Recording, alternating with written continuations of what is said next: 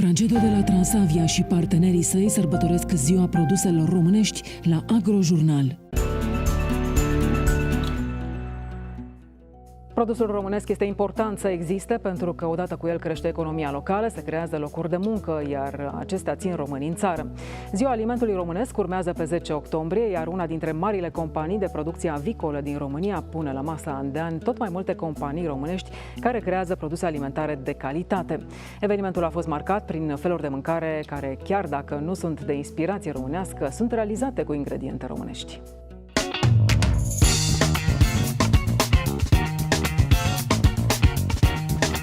Facem o paella care este de inspirație spaniolă. De inspirație spaniolă. Folosim ingrediente românești, dacă toți suntem pe autentic românesc. Deci da? Să călătorim împreună cu gastronomia românească. Gastronomia românească, exact. Hai să vedem.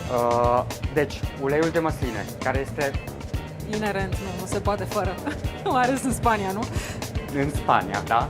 Este mediteranean. Da, ok. Deci, ulei de măsline.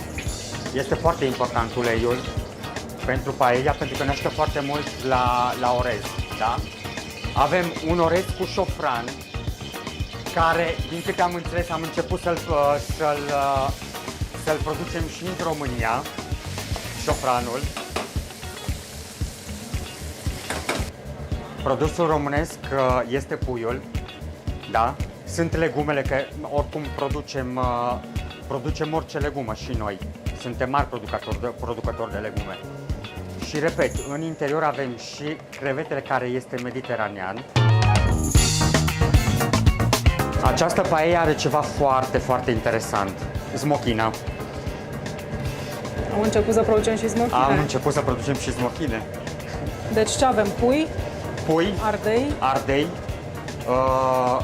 zucchini, adică dovlecelul. Dovlecelul, da. Este dovlecelul și mazărea.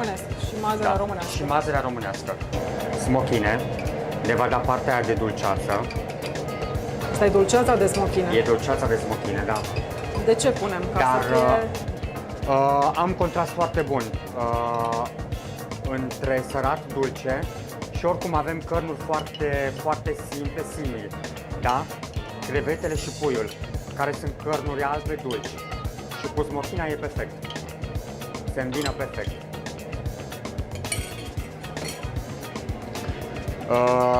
Ca să zic,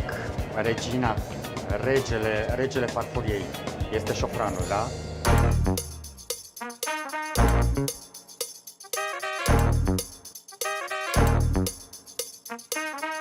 Paella.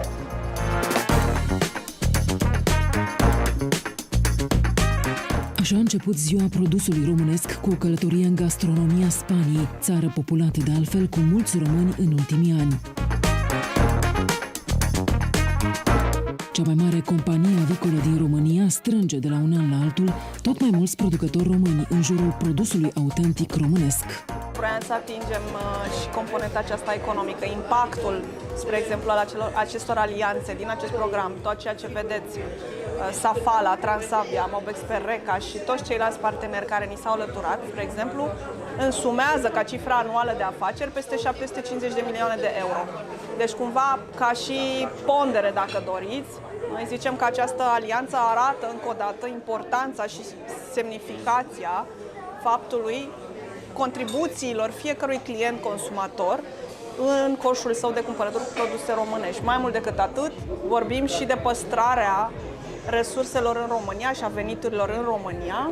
Sunt peste 5.000 de angajați, la fel însumați în companiile participante în program, care evident echivalează cu tot atâtea familii sau cercuri extinse în comunitățile din care ei fac parte. Pentru că ce a rezultat, spre exemplu, și într-un studiu InScope Research, realizat în februarie anul acesta, există o preferință de 72% din rândul consumatorilor pentru produs românesc. De ce? Pentru că este mai sănătos și pentru că are un impact foarte favorabil în comunitatea în care operează aceste fabrici, acești producători.